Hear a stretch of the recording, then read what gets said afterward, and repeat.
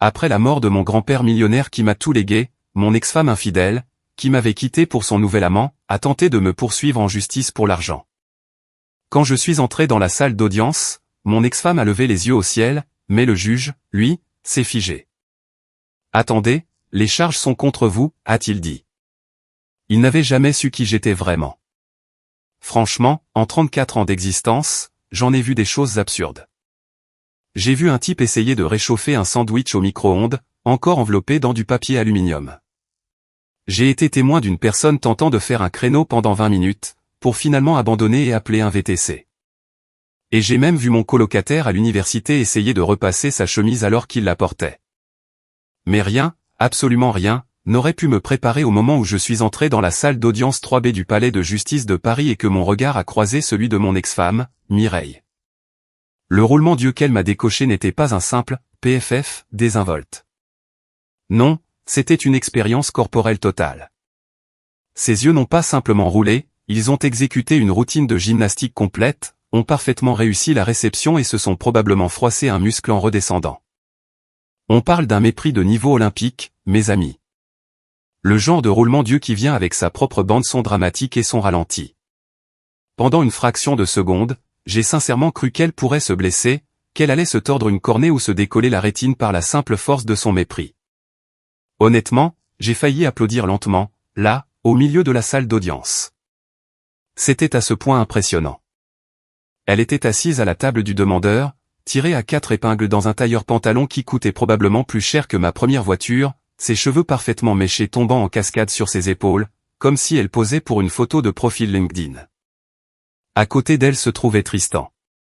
Oui, ce Tristan, le coach sportif avec le QI d'un milkshake protéiné, qui avait l'air d'avoir emprunté son costume au mariage de son grand frère en 2007.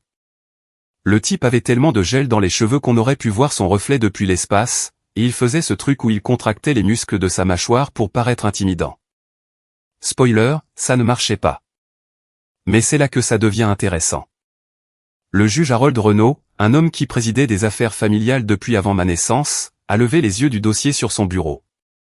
Il a ajusté ses lunettes, a plissé les yeux sur les papiers, puis m'a regardé directement, moi, debout dans mon seul costume décent, celui que j'avais acheté spécialement pour les funérailles de grand-père Henri 3 mois plus tôt. Le juge a cligné des yeux une fois, puis deux, comme si son cerveau essayait de redémarrer après une erreur critique. Sa bouche s'est légèrement ouverte, s'est refermée, puis s'est rouverte. Et je jure que je pouvais presque entendre le son d'extinction de Windows jouer dans sa tête. « Attendez une minute », a dit le juge Renaud lentement, sa voix portant cette nuance particulière de confusion mêlée d'un amusement croissant. « Les charges ici. Ces allégations.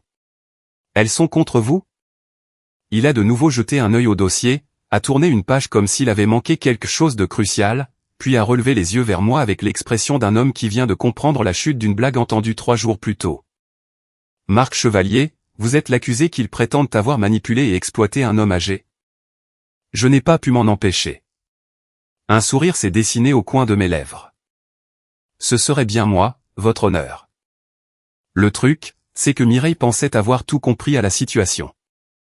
Elle avait fait le calcul dans sa jolie petite tête, probablement pendant une pédicure ou une séance de yoga chaud, ou peu importe ce que font les gens qui ont trop de temps et trop peu de conscience de soi. Dans sa version de la réalité, elle poursuivait son ex-mari fauché, le type qui réparait des climatiseurs et débouchait des toilettes pour gagner sa vie. Elle, ingénieure de maintenance, comme je m'appelais généreusement, pour ce qu'elle croyait être sa part légitime de la succession de mon défunt grand-père. Elle m'imaginait probablement encore vivre dans ce studio minable d'un quartier populaire de Paris, conduisant toujours ma vieille Peugeot 206 avec le rétroviseur passager scotché, et mangeant des nouilles instantanées au micro-ondes 4 soirs par semaine.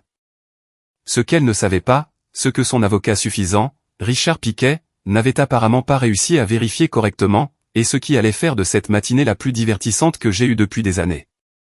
C'était que l'ingénieur de maintenance dont elle avait divorcé 3 ans plus tôt, le type qu'elle avait quitté avec rien d'autre qu'un post-it et un appartement à moitié vide, était désormais l'unique héritier d'une fortune de 30 millions d'euros. Oui, vous avez bien lu.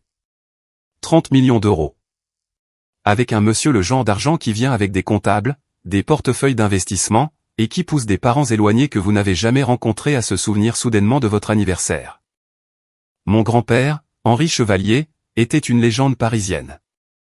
juge à la cour d'appel à la retraite, magnate de l'immobilier, le type qui possédait la moitié des propriétés commerciales du centre de Paris et avait plus de relations que l'annuaire. C'était le genre d'homme qui portait des costumes 3 pièces au petit déjeuner, lisait 3 journaux avant le déjeuner et pouvait faire pleurer des avocats chevronnés lors d'un contre-interrogatoire. Et c'était la seule personne dans toute ma vie qui m'ait jamais dit quelque chose qui m'ait vraiment marqué.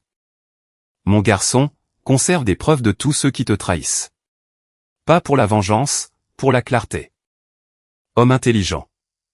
Terriblement intelligent. Le genre d'intelligence qui vous rend nerveux jusqu'à ce que vous réalisiez qu'il est de votre côté. Je me tenais donc là, dans cette salle d'audience aux murs lambrissés qui sentait les vieux livres de droit et les rêves brisés, regardant le fantasme soigneusement construit de mon ex-femme commencer à s'effondrer sous ses yeux. Je pouvais voir son avocat lui chuchoter frénétiquement quelque chose, essayant probablement de comprendre pourquoi le juge regardait le dossier comme s'il était écrit à l'encre invisible.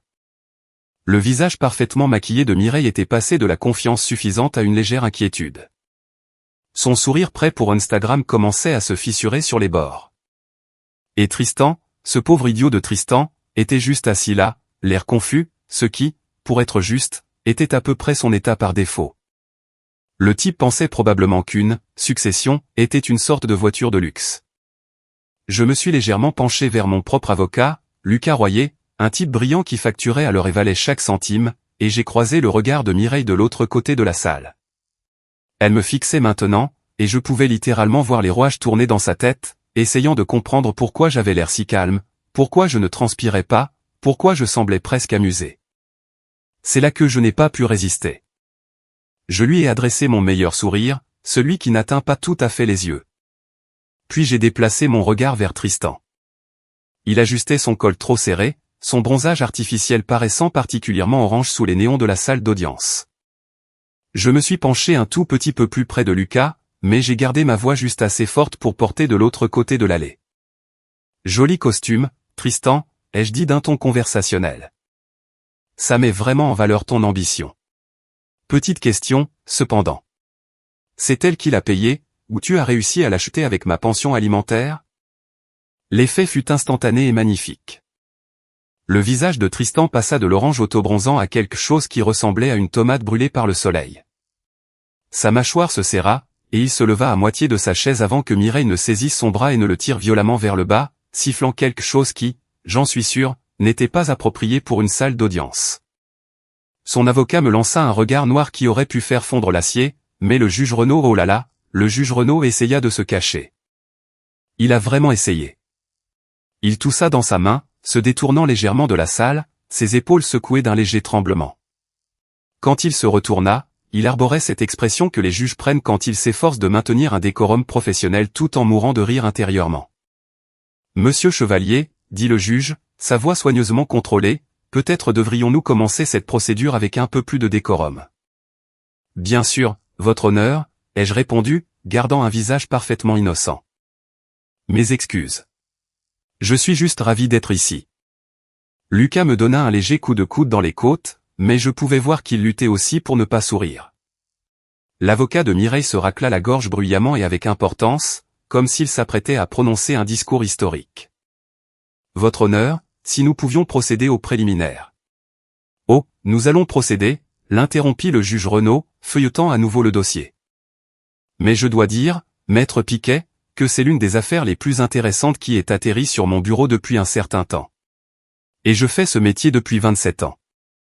C'est à ce moment-là que j'ai su. C'est à ce moment-là que j'ai su, de manière absolue et définitive, que ce serait une journée magnifique au tribunal. Le genre de journée dont on raconte des histoires plus tard. Le genre qui vous fait croire au karma, à la justice cosmique et à toutes ces choses que les gens publient en citations inspirantes sur Facebook. Mireille me fixait toujours, son maquillage commençant à paraître un peu moins parfait, un petit pli apparaissant entre ses sourcils parfaitement dessinés. Je pouvais presque entendre son monologue intérieur, pourquoi n'a-t-il pas peur? Pourquoi ne panique-t-il pas? Que sait-il que je ne sais pas? Tout, ma chérie. Je sais tout. Et alors que l'huissier appelait la cour à l'ordre et que le juge Renaud se préparait à commencer officiellement la procédure, je me suis installé dans ma chaise, j'ai croisé les jambes confortablement et je me suis préparé à assister au spectacle. Parce que c'est ce que ça allait être, un spectacle. Et contrairement aux 3 dernières années de ma vie, pour une fois, ce n'était pas moi qui me faisais avoir. J'étais sur le point d'obtenir mon type de justice préféré, la justice légale servie avec une touche d'ironie poétique et garnie d'un soupçon de « je te l'avais bien dit ». Ça allait être une très, très bonne journée. D'accord, alors avant de retourner voir le monde de Mireille imploser dans cette salle d'audience, nous devons rembobiner un peu. Parce que vous ne pouvez pas apprécier pleinement la douce ironie de cette situation sans comprendre comment je me suis retrouvé assis sur une fortune de 30 millions d'euros. Croyez-moi, ce retour en arrière en vaut la peine.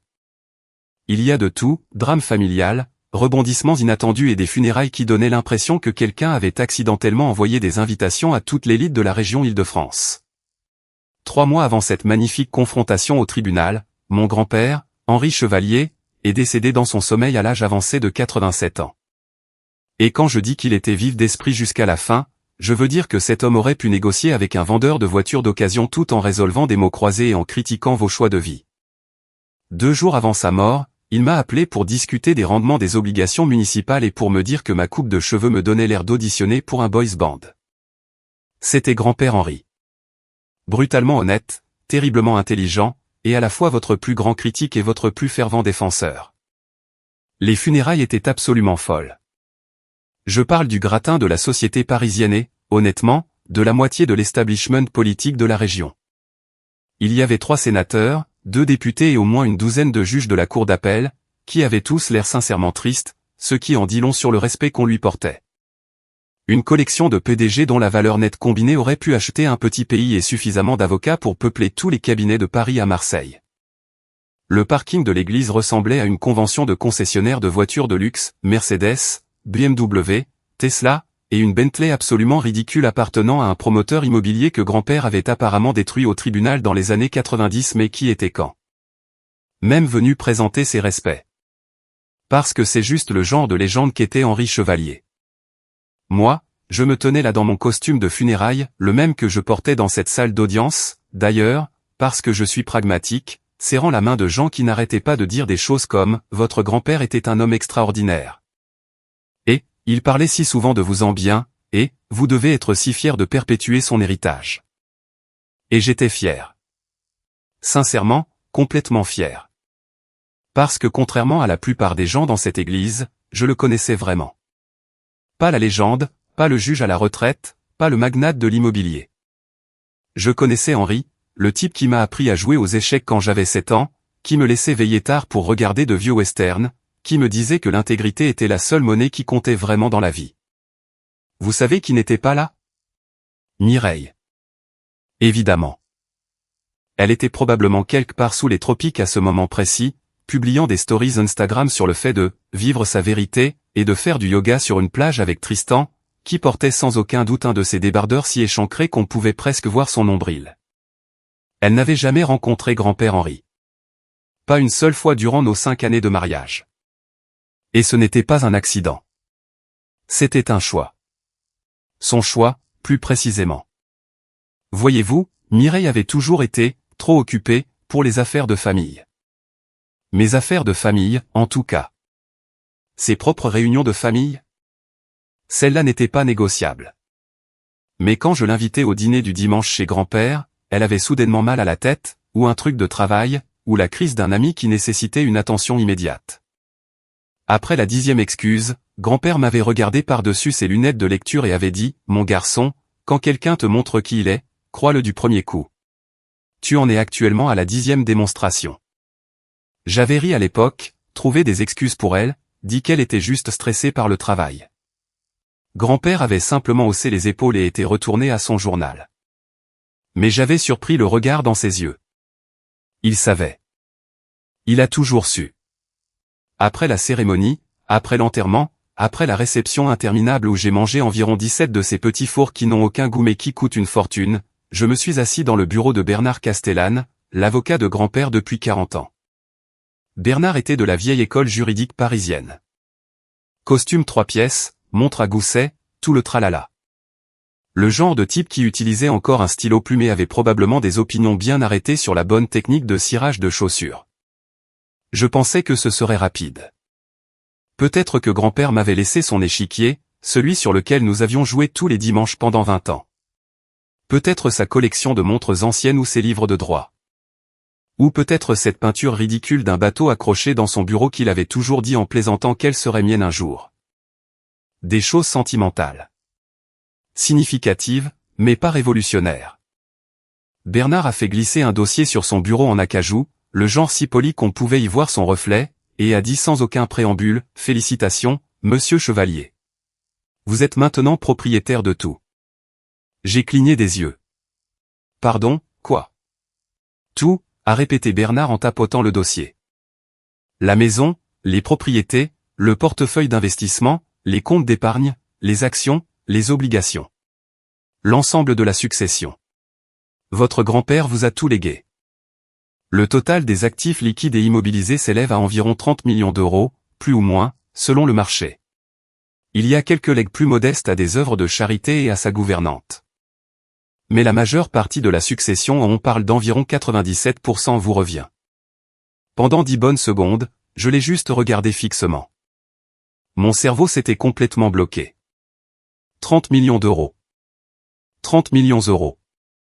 C'est le genre d'argent où vous arrêtez de regarder les étiquettes de prix au supermarché. C'est le genre d'argent où vous pouvez oublier accidentellement un billet de 100 euros dans votre jean. C'est le genre d'argent dont vos arrière-petits-enfants se disputeront encore. C'est. Ai-je finalement réussi à balbutier, ce qui était super articulé de ma part. Bernard a souri, le genre de sourire qui suggérait qu'il attendait ce moment et qu'il en profitait pleinement. Il a ouvert le dossier et en a sorti une lettre manuscrite. J'ai immédiatement reconnu l'écriture distinctive de grand-père, tout en angle vif et en très assuré. Il voulait que vous lisiez ceci, a dit Bernard en me l'attendant. Mes mains tremblaient réellement en dépliant la lettre. L'écriture de grand-père, toujours ferme même à 87 ans, remplissait la page. Marc. Si tu lis ceci, c'est que je suis mort. Ne sois pas triste. 87 ans, c'est une sacrée belle vie, et j'ai pu te voir devenir l'homme que j'ai toujours su que tu pouvais être. Voilà le truc, mon garçon. Tu as mérité cet héritage. Pas en naissant dans la famille. Pas en me flattant. Pas en te pointant à la fin avec des fleurs et de fausses larmes. Tu l'as mérité en ayant du cran. Tu es venu tous les dimanches pendant 20 ans, même quand tu avais mieux à faire. Tu m'as appelé tous les mercredis soirs, même quand je sais que tu étais épuisé par le travail. Tu es resté avec moi à l'hôpital pendant cette alerte à la pneumonie il y a 3 ans. Et tu n'as jamais, pas une seule fois, posé de questions sur mon testament ou mon argent. Tu es venu parce que tu t'en souciais, et c'est plus rare que tu ne le penses. Tous les autres dans cette famille me voient comme un compte en banque avec un pouls. Toi, tu me voyais comme Henri. Ça vaut plus que tout l'argent que j'ai gagné dans toute ma vie. Alors, voici ton héritage. Tout ce que j'ai construit, tout ce que j'ai économisé, tout ce que j'ai investi. Utilise-le sagement. Utilise-le bien. Et souviens-toi de qui était là quand tous les autres sont partis. C'est ça qui compte. C'est ça, la vraie monnaie. Je t'aime. Grand-père. J'ai dû poser la lettre parce que ma vision était devenue floue, et je n'allais absolument pas pleurer devant Bernard Castellane. J'avais juste une réaction allergique au fauteuil en cuir ou quelque chose comme ça. Tout à fait normal. Bernard, Dieu le bénisse, a fait semblant d'être très intéressé par l'organisation de ses papiers pendant que je me reprenais. Quand j'ai finalement relevé les yeux, il me tendait un verre de whisky. Du bon, probablement plus vieux que moi. Votre grand-père m'a donné des instructions spécifiques pour vous donner ceci juste après que vous ayez lu la lettre, a dit Bernard. Il a dit que vous en auriez besoin. J'ai pris le verre et l'ai bu d'un trait. Ça brûlait de la meilleure façon possible. Et maintenant, ai-je demandé, ma voix seulement légèrement tremblante. Bernard s'est adossé à sa chaise. Maintenant ? Maintenant vous êtes un homme très riche, Marc. Vous devrez prendre des décisions concernant les propriétés, les investissements, la fondation qu'il dirigeait. Mais cela peut attendre. Pour l'instant, laissez juste l'information décanter. Laissez décanter. D'accord. J'étais millionnaire, plusieurs fois. Moi, Marc Chevalier, le type qui mangeait des céréales pour le dîner 2 fois par semaine il y a 6 mois à peine parce que c'était bon marché et facile. L'ingénieur de maintenance qui avait passé 5 ans à s'entendre dire par sa femme qu'il n'arriverait jamais à rien de spécial. Le petit-fils qui venait juste parce que c'est ce qu'on fait pour les gens qu'on aime. Je suis rentré chez moi ce soir-là dans ma vieille Peugeot déglinguée, ce qui semblait soudain extrêmement ironique, et je me suis assis dans mon studio minable en regardant la tache d'humidité au plafond qui ressemblait à Napoléon. Et j'ai ri. J'ai ri jusqu'à en avoir mal aux côtes, jusqu'à ce que les larmes coulent sur mon visage, jusqu'à ce que mon voisin frappe au mur en me hurlant de faire moins de bruit. Parce que si seulement grand-père Henri savait à quel point son timing était absolument, dévastateurement parfait. Si seulement il pouvait voir ce qui allait arriver dans 3 mois. Si seulement il savait que cette lettre magnifique et parfaite sur le fait d'être présent et d'avoir du cran serait la chose la plus prophétique qu'il ait jamais écrite. L'univers a le sens de l'humour, après tout. Et apparemment, pour une fois, il était de mon côté. Donc, me voilà, 30 jours après être devenu secrètement riche. Et laissez-moi vous dire que c'est une expérience étrange. Je ne l'avais encore dit à personne. Pas à mes collègues, pas à mes voisins, et certainement pas à la barista du café qui me faisait toujours la réduction, jeune fauché, sans que je le demande. Je vivais toujours dans mon studio avec Napoléon au plafond, conduisant toujours ma Peugeot avec son rétroviseur bancal, et achetant toujours les marques de distributeurs au supermarché. Parce que les vieilles habitudes ont la vie dure, et aussi parce que je n'arrivais sincèrement pas à intégrer que je pouvais maintenant me permettre des céréales de marque sans vérifier mon compte en banque d'abord. Bernard m'avait conseillé d'y aller doucement, de déterminer ce que je voulais faire de ma vie maintenant que l'argent n'était plus une source d'anxiété constante. J'ai donc continué à aller au travail, à réparer des systèmes de climatisation et à déboucher des toilettes, à vivre ma vie normale tout en étant assis sur une fortune qui ferait exploser la tête de la plupart des gens. C'était plutôt amusant, en fait, comme être un super-héros avec une identité secrète, sauf qu'au lieu de combattre le crime, j'étais juste très doué pour remplacer les chauffe-eau. J'étais en train de manger des restes de nouilles chinoises directement dans la barquette, vivant la vie glamour de millionnaire, évidemment, quand mon téléphone a sonné. Le nom de Lucas Royer est apparu à l'écran, et j'ai répondu la bouche pleine parce que j'ai la classe. Marc, a dit Lucas, et son ton m'a fait arrêter de mâcher immédiatement. Il avait l'air à la fois amusé et inquiet, ce qui est un ton d'avocat très spécifique qui signifie généralement que quelqu'un a fait quelque chose de spectaculairement stupide. J'ai besoin que tu t'assoies. Je suis déjà assis, ai-je dit en avalant rapidement. Qu'est-ce qui ne va pas? C'est la succession? Il est arrivé quelque chose avec les propriétés? Non, rien de tout ça. La succession va bien. C'est juste. Il a fait une pause, et j'ai pu entendre des papiers bruire de son côté.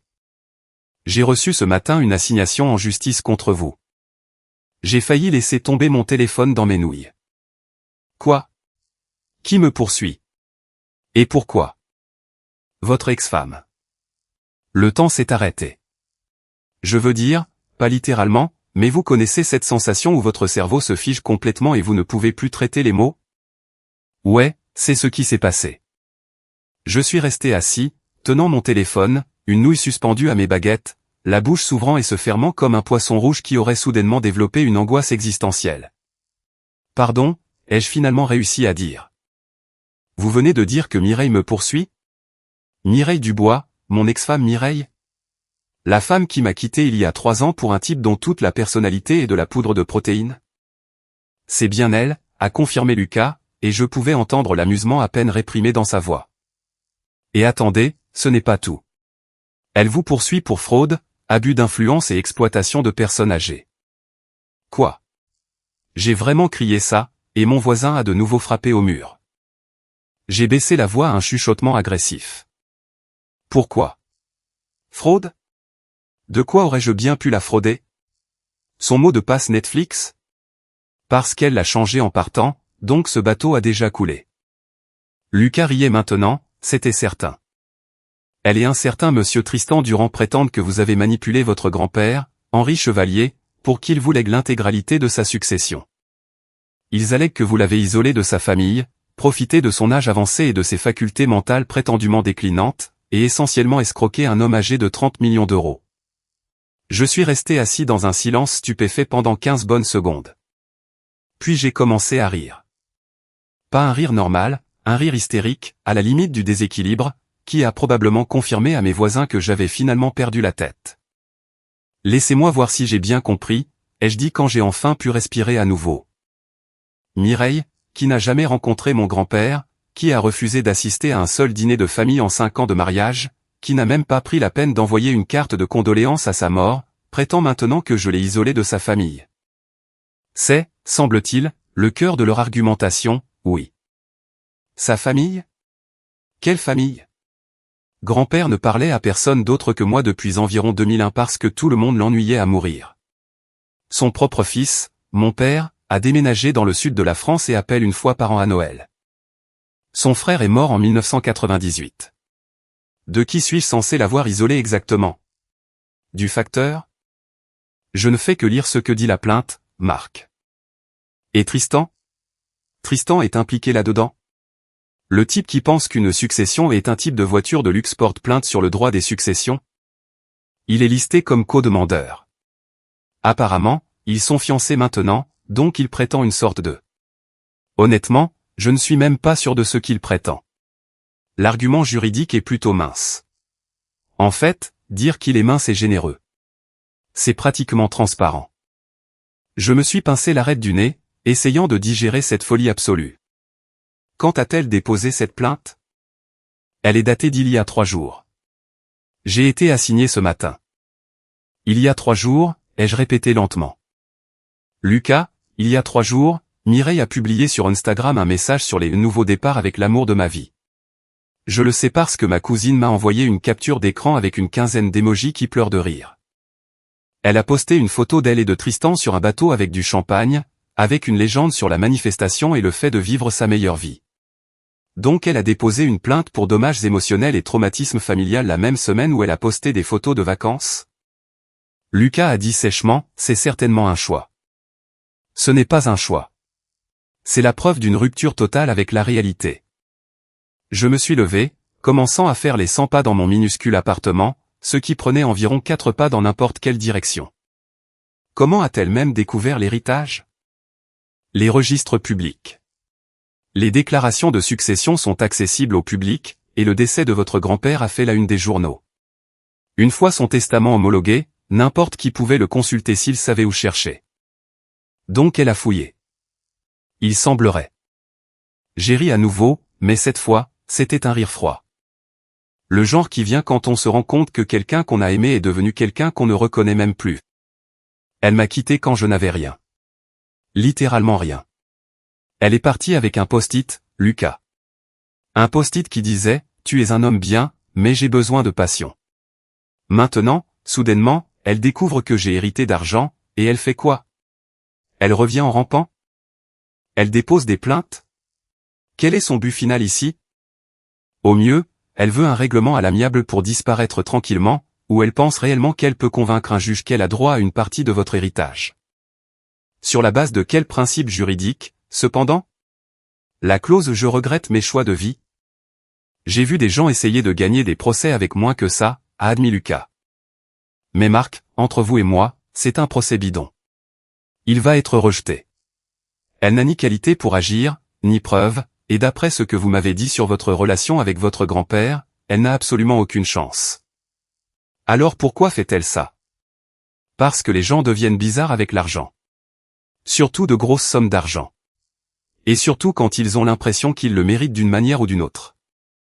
J'ai réfléchi à ça un moment, à Mireille assise dans l'appartement hors de prix qu'elle et Tristan louaient, parcourant les registres publics, voyant ces chiffres, faisant le calcul, réalisant que si elle était restée un peu plus longtemps. Si elle avait faim de s'intéresser à ma famille pendant quelques années de plus, elle aurait pu être assise sur des millions au lieu de partager le loyer avec un type dont la carrière a culminé au poste de coach de fitness. Quand a lieu la première audience, ai-je demandé. Dans 2 semaines. Mercredi matin, 9h. Juge Harold Renaud qui préside. Renaud? Je connais ce nom. N'était-il pas ami avec grand-père? Des collègues? Oui. Ils ont siégé ensemble dans les années 90. J'ai déjà vérifié. Il n'a pas à se récuser puisqu'il n'est pas personnellement impliqué dans la succession, mais il a certainement connu votre grand-père professionnellement.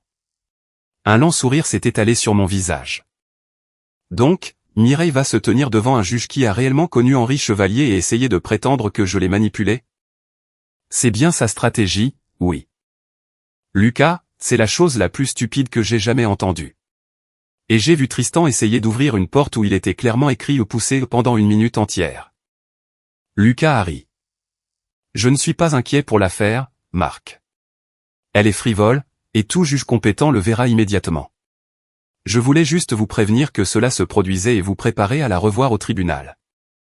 Oh, je suis préparé, ai-je dit, et je le pensais. Croyez-moi, je suis très préparé. Après avoir raccroché, je me suis rassis sur mon canapé et j'ai fini mes nouilles, qui avaient refroidi, mais je les ai mangées quand même parce que gaspiller de la nourriture est un péché, et aussi, j'étais trop distrait pour m'en soucier. J'ai pensé à Mireille et Tristan, probablement en train de célébrer en ce moment, probablement convaincus d'avoir trouvé une faille brillante, un moyen de profiter de ma bonne fortune. Ce qu'ils ne savaient pas, ce qu'ils ne pouvaient absolument pas savoir, c'est que grand-père Henri m'avait préparé à exactement ce genre de situation. Il m'avait mis en garde contre les gens qui ne se montrent que lorsqu'il y a quelque chose à y gagner pour eux. Il m'a appris à tout documenter, à conserver des archives, à ne jamais supposer que les gens ne vous surprendraient pas par leur cupidité. Je suis allé à mon placard et j'ai sorti une boîte que je gardais depuis le divorce. À l'intérieur se trouvaient 3 ans de preuves, des SMS que j'avais sauvegardés, des emails, des entrées de calendrier. Chaque fois que Mireille avait annulé un dîner de famille. Chaque excuse qu'elle avait inventée. Chaque capture d'écran de chaque publication sur les réseaux sociaux qu'elle avait faite en prétendant être trop débordée pour rencontrer ma famille. Grand-père m'avait dit, conserve des preuves de tous ceux qui te trahissent. Eh bien, Mireille, pensais-je en posant la boîte sur mon comptoir de cuisine. J'ai conservé chacune d'entre elles. 2 semaines me semblaient soudain très loin. Bon, avant d'en arriver au massacre absolu qui allait se produire dans cette salle d'audience, je dois vous donner tout le contexte de mon mariage avec Mireille. Parce qu'on ne peut pas vraiment apprécier la justice poétique de ce qui s'en vient sans comprendre à quel point elle s'est spectaculairement tiré une balle dans le pied. Et croyez-moi, cette femme a écrit, réalisé et joué dans sa propre chute, et elle ne connaît même pas encore l'acte final. J'ai rencontré Mireille il y a 7 ans dans un café de la place des Vosges, à l'époque où j'essayais encore de me convaincre que mon entreprise de réparation d'ordinateurs allait décoller d'un jour à l'autre. Spoiler, elle n'a pas décollé. En fait, elle s'est écrasée si violemment que je suis presque sûr que l'épave fume encore quelque part. Mais bref, j'étais assis là avec mon ordinateur portable, essayant de comprendre pourquoi le PC de Madame Dubois n'arrêtait pas de planter. Quand cette femme absolument magnifique s'est assise à la table à côté de moi et a commandé quelque chose de compliqué avec du lait d'avoine et 3 sirops différents. Elle avait ce look, vous voyez? Celui où tout en elle criait, je demande peu d'entretien, mais on voyait bien qu'elle passait 2 heures à se préparer. Le chignon décoiffé qui prenait 15 minutes à parfaire. Le maquillage, naturel, qui nécessitait 12 produits. Le legging de yoga qui coûtait plus cher que mon loyer. Mais elle m'a souri, a commenté mon t-shirt vintage du PSG, et d'une manière ou d'une autre, nous avons fini par parler pendant 3 heures de choses sans aucune importance. J'adore que tu sois si passionné par l'aide aux gens avec leurs problèmes technologiques, avait-elle dit, en penchant la tête de cette manière qui devait fonctionner avec tous les hommes qu'elle avait rencontrés. C'est si humble. Tu as un esprit si beau et si ancré. Humble. Ancré. Avec le recul, c'était des signaux d'alarme plus grands que des drapeaux rouges sur une plage avant un ouragan.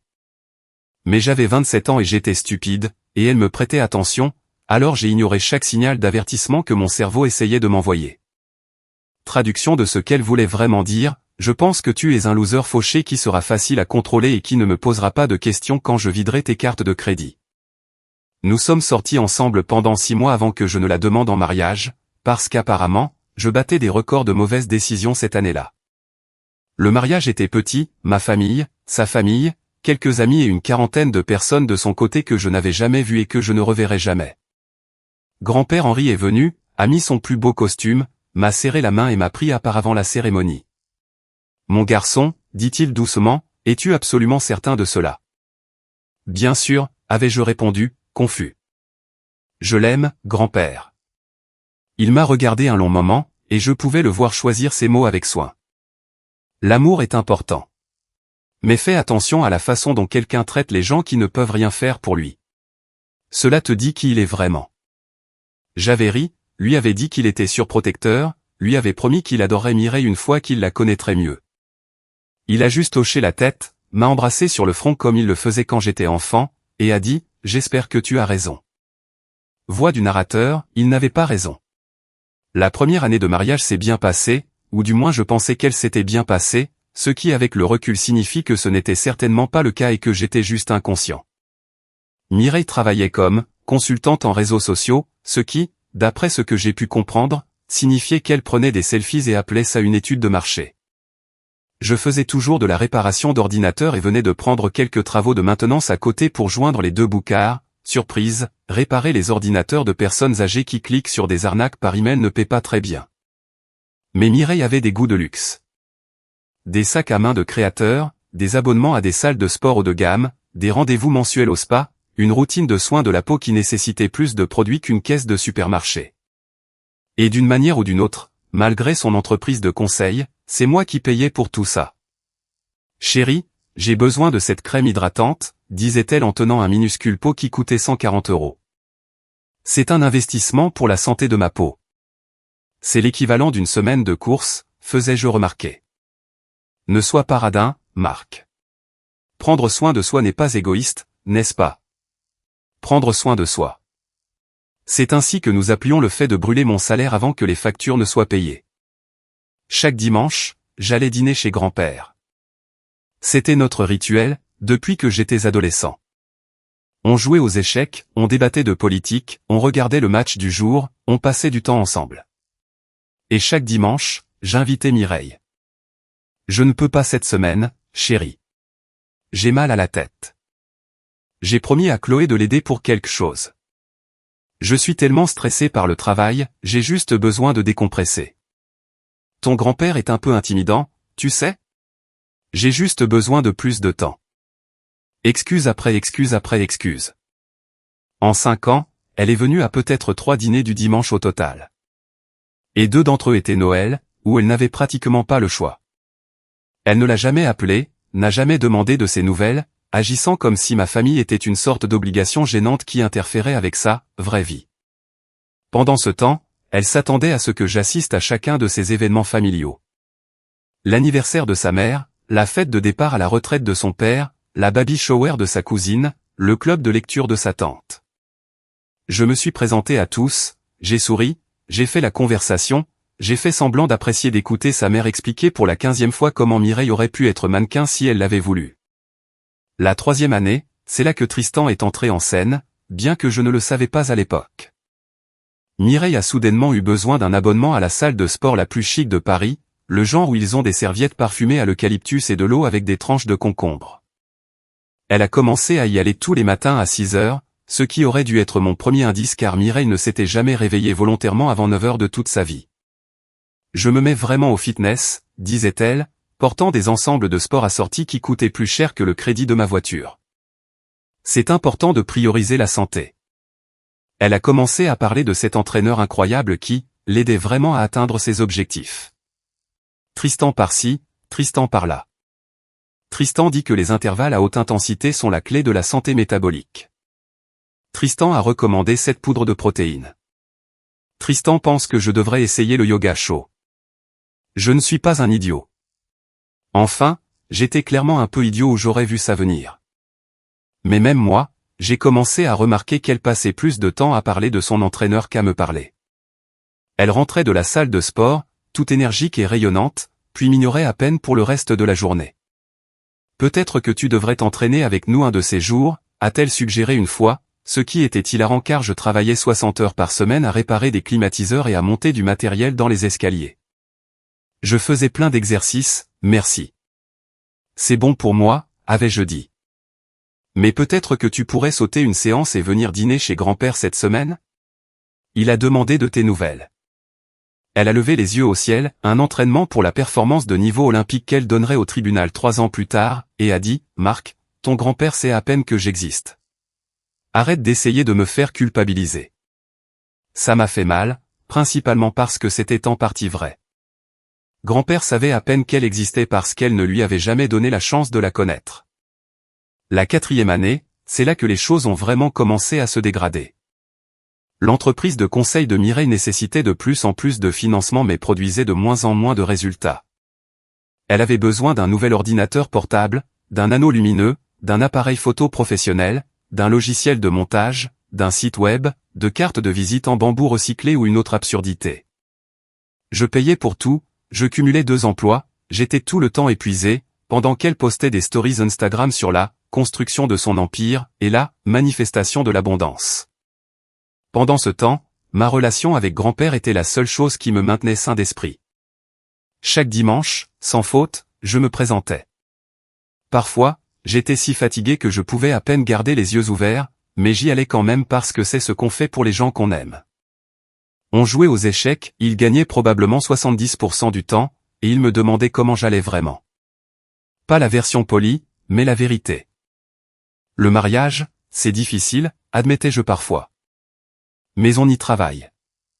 Il hochait la tête, déplaçait son cavalier et disait quelque chose comme « Mon garçon, tu ne peux pas travailler sur un mariage tout seul. Il faut que 2 personnes soient présentes. » Je déviais, trouvais des excuses, changeais de sujet. Mais il avait raison. Il avait toujours raison. La 5e année, la meilleure amie de Mireille, Chloé, a laissé échapper quelque chose lors d'un barbecue. On avait tous bu quelques verres, et elle a fait un commentaire sur le fait que ça devait être bien que Mireille ait enfin trouvé quelqu'un qui corresponde à son énergie. « Qu'est-ce que tu veux dire ?» avais-je demandé. Le visage de Chloé était devenu blanc. « Oh, je voulais juste dire, tu sais, avec son parcours de fitness et tout. » Mais j'ai su à ce moment-là. J'ai absolument su. Toutes ces séances de sport matinales, toutes ces conversations sur Tristan, toutes les fois où elle était rentrée tard parce qu'elle avait perdu la notion du temps en faisant du cardio. Ce n'était pas du cardio. Enfin, techniquement, peut-être que si, mais pas du genre qui se passe sur un tapis de course. Je ne l'ai pas confronté tout de suite. J'ai observé, j'ai prêté attention, j'ai remarqué des choses que j'avais ignorées. La façon dont elle cachait l'écran de son téléphone. La façon dont elle souriait à ses SMS puis les supprimait rapidement. La nouvelle lingerie que je ne la voyais jamais porter avec moi. Les excuses sur la fatigue chaque fois que j'essayais d'initier quelque chose de physique. Un matin, je me suis réveillé pour trouver un post-it sur le miroir de la salle de bain. Même pas une vraie conversation, même pas la décence d'une rupture en face à face. Juste un post-it jaune collé à côté du porte-dentifrice. Marc. Tu es un homme bien, mais j'ai besoin de passion. J'ai besoin de quelqu'un qui me comprenne à un niveau plus profond. Je déménage aujourd'hui pendant que tu es au travail. J'espère que tu trouveras le bonheur. M. C'était tout. 5 ans de mariage résumés en 4 phrases sur un carré de papier de 7 cm. Pas d'explication, pas d'excuses, rien sur les 5 années où j'avais soutenu ses rêves pendant que les miens mouraient sur pied. Rien sur les dettes de carte de crédit qu'elle m'avait laissées. Rien sur le fait qu'elle me trompait depuis au moins 1 an. J'ai appelé grand-père. Je n'ai même pas dit bonjour. Juste, elle est partie.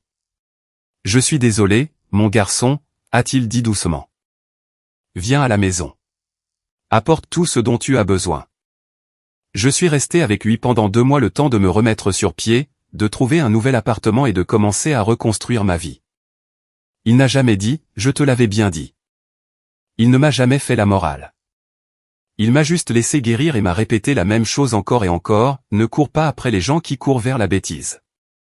Le meilleur conseil que j'ai jamais reçu. Et maintenant, 3 ans plus tard, nous en étions là. Mireille avait choisi Tristan, choisi ses abdos plutôt que ma fiabilité, choisi la passion plutôt que le partenariat. Et j'avais choisi d'aller de l'avant, de continuer à être présent pour les gens qui comptaient, de maintenir mon intégrité même quand il aurait été plus facile de devenir amer. L'univers était sur le point de récompenser l'un de ses choix et de punir l'autre. Le karma, comme il s'avère, a un timing parfait. Nous voilà donc de retour dans la salle d'audience 3B, et laissez-moi vous dire que l'énergie dans cette pièce était absolument électrique. Vous connaissez cette sensation juste avant que quelque chose de spectaculaire ne se produise ?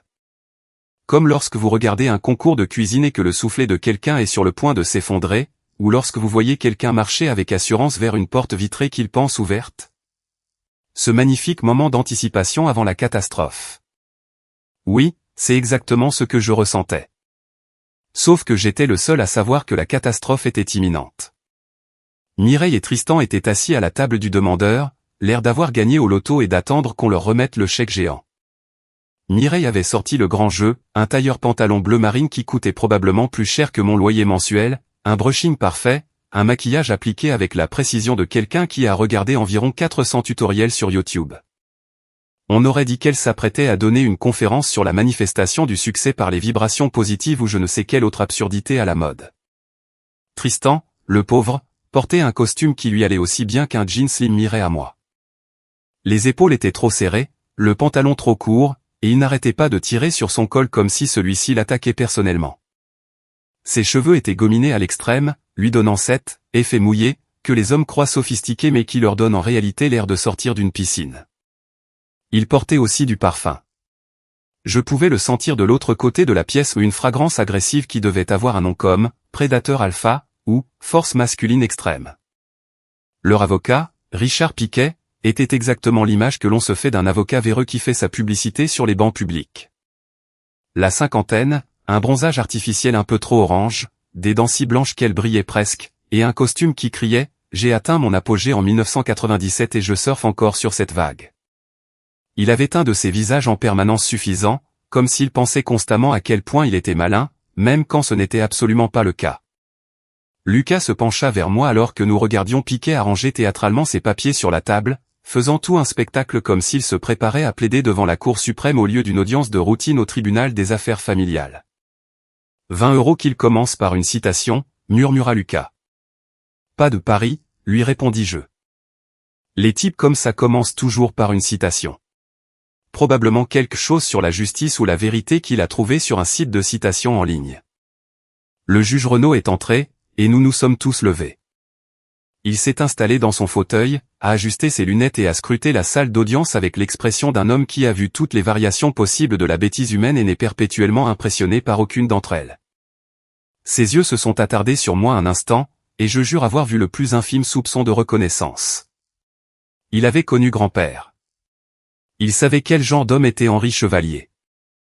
Ça n'allait déjà pas bien se passer pour Mireille, et elle n'en avait absolument aucune idée.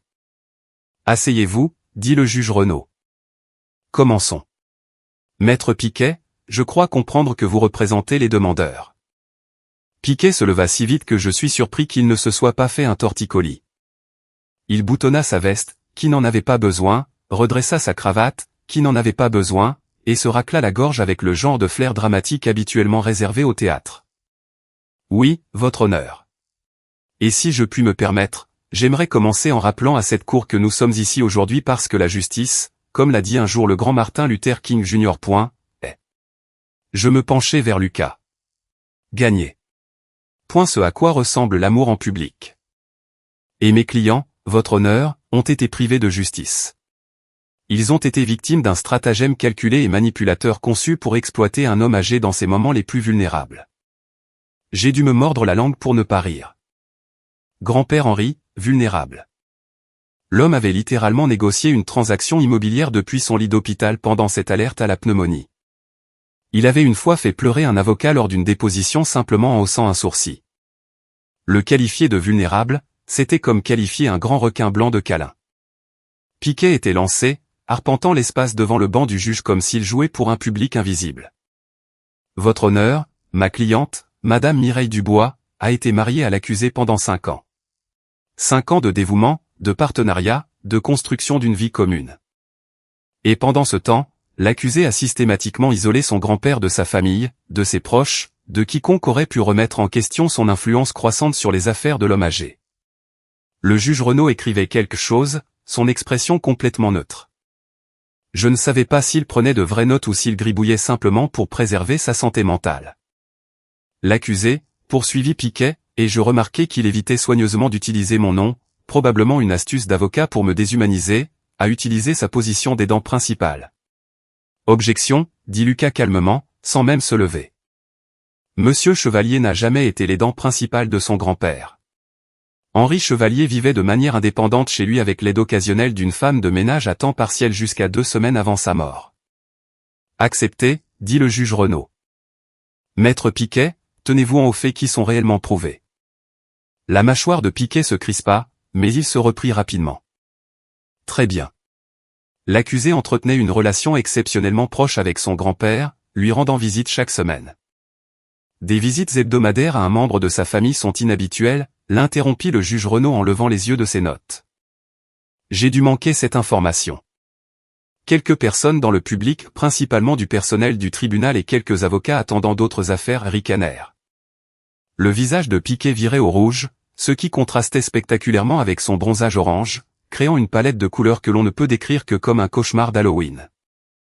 Ce que je veux dire, votre honneur, c'est que l'accusé a profité de cette relation pour exercer une influence indue sur la planification successorale de son grand-père. Il a délibérément exclu Madame Dubois des réunions de famille, l'a empêché de nouer une relation avec M. Henri Chevalier, et a finalement manipulé l'homme âgé pour qu'il lui lègue l'intégralité de sa succession de 30 millions d'euros. Objection, dit Lucas, cette fois en se levant. Votre honneur, la plaignante n'a jamais été exclue de quoi que ce soit. En fait, Monsieur Marc Chevalier a des documents montrant des invitations répétées à des dîners de famille, que la plaignante a toutes déclinées. Nous en viendrons aux preuves en temps voulu, dit le juge Renaud. Maître Piquet, avez-vous autre chose pour votre déclaration liminaire, ou en avons-nous fini avec la partie théâtrale de la matinée? J'adorais déjà ce juge. Piquet, clairement décontenancé que sa performance dramatique n'ait pas l'effet escompté, conclut rapidement. Votre honneur, nous prouverons que l'accusé n'a pas droit à cet héritage, qu'il a été obtenu par fraude et manipulation, et que mes clients méritent une compensation pour les dommages émotionnels et financiers qu'ils ont subis. Il s'assit, et Mireille se pencha pour lui serrer le bras, lui offrant un sourire encourageant comme s'il venait de prononcer un discours historique au lieu d'une théorie du complot à peine cohérente. Puis ce fut au tour de Mireille de témoigner. Et là, les choses sont devenues vraiment divertissantes. Elle monta à la barre avec une expression de tristesse étudiée, le genre que l'on voit dans les publicités pharmaceutiques pour des antidépresseurs. Elle posa la main sur le livre saint, jura de dire la vérité, l'ironie tournait à plein régime aujourd'hui, et s'installa sur le siège du témoin comme si elle se préparait pour une interview dans un magazine sur la manière de surmonter l'adversité. Piquet commença par des questions faciles. Combien de temps avez-vous été marié? 5 ans. Aimiez-vous l'accusé? Énormément. Comment décririez-vous votre relation avec sa famille?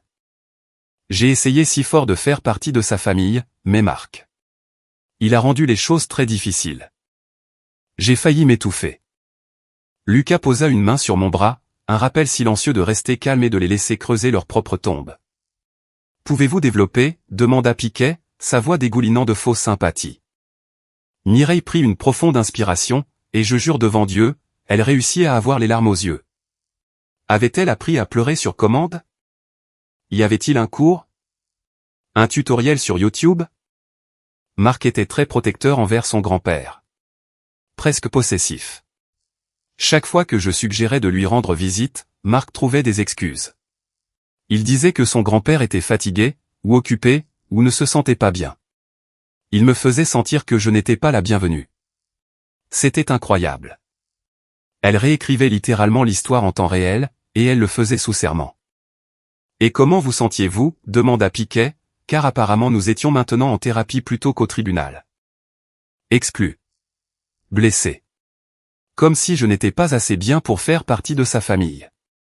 Une seule larme coula sur sa joue. Digne d'un Oscar, honnêtement. Je voulais juste connaître son grand-père. Je voulais être une bonne belle petite fille. Mais Marc me tenait à distance. Et croyez-vous que c'était intentionnel? Oui. Maintenant, avec le recul, je réalise qu'il isolait son grand-père pour pouvoir le manipuler sans que personne ne s'en aperçoive. Il a monté Henri contre moi, contre tout le monde, pour que, le moment venu de rédiger le testament, il ne reste personne pour hériter à part Marc.